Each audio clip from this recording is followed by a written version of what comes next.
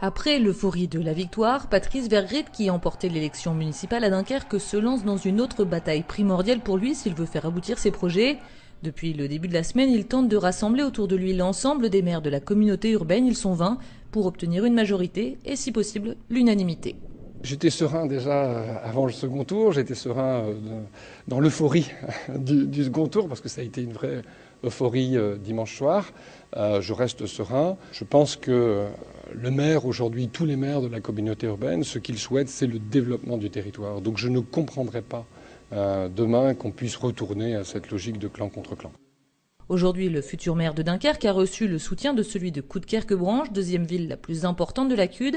Et comme un symbole, ça n'est pas dans la cité Jean Bart, mais à l'hôtel de ville du maire allié qu'ils ont annoncé cette nouvelle. Car au-delà du développement de projet, c'est dans la manière de faire qu'il devrait y avoir du changement à la communauté urbaine de Dunkerque.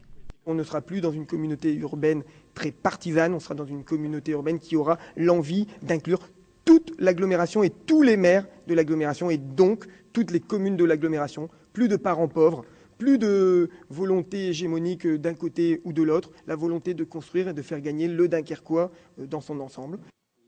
Patrice Vergrit a déjà obtenu le soutien du maire de Grande-Synthe et de quelques autres, nous a-t-il dit. Il lui reste encore un peu de temps pour convaincre, mais ne doute pas qu'il y parviendra.